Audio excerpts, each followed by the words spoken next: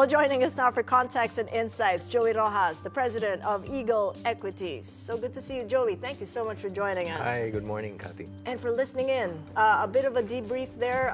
We've spoken in the last 10-15 minutes with Joel Consing of the Maharlika Investment Corporation. What do you make of his latest investment in mining? Well, more than just the investment, I like the signal that it sends. That the Philippines is open to mining, because over the last few presidents we've had very difficult problems with mining because DNR secretaries are too much for the E rather than than the production side, no. So I agree really 100-200% with the investment in mining. I was telling you earlier, this is really one of my things that I would really advocate, because even my son in school, whenever the teacher tells him that mining is bad, I tell him to object. You have to object. Because you give him a voice at a 12-year-old boy, very young in his age. But yes, there's a lot of controversy surrounding it. But in terms of its accretive, he mentioned double-digit. And the way he's going forward with the MIC is really capital formation.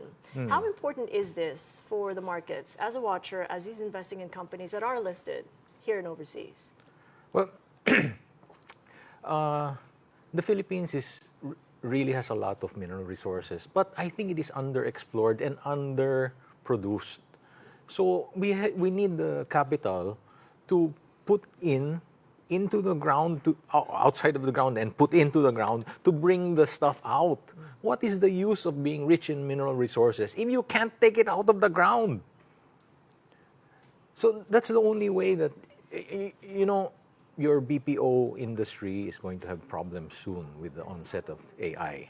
You have to find something else to export. And I think going back to the basics, basic minerals is one of the ways to help. Well, the other resource that we're bringing out of the ground, water. We got a lot of it, but we can't drink it because it's got to be desalinated. What do you make of Andrew's statement about providing more desalination plants across the country and even here in Metro Manila? Yeah, well, we're a country surrounded by water. So there's a lot of resource out there, just have to clean it.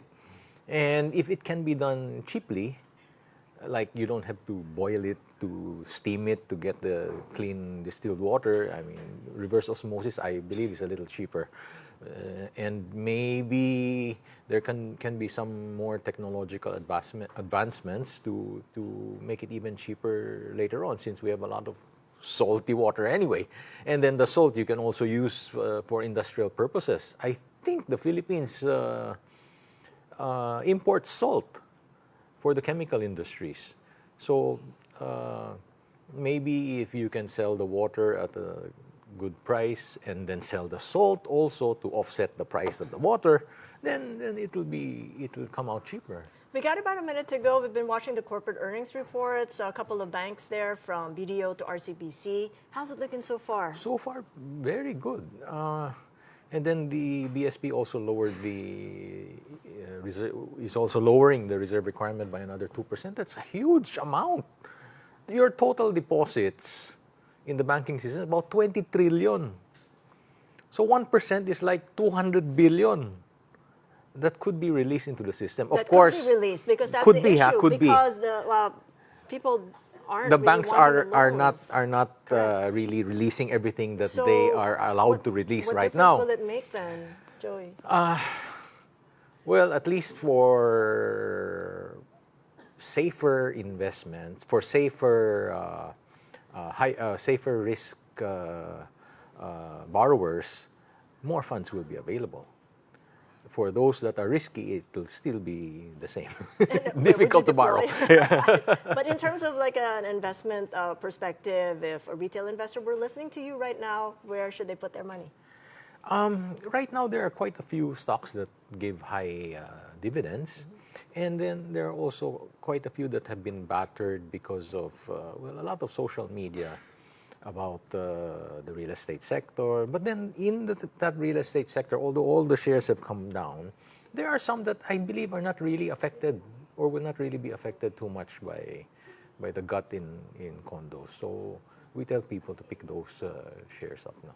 All right, we'll carry that conversation with Colliers because I've got the research analyst in this program tomorrow. Thank you so much, Joey. Thank you. Thank you.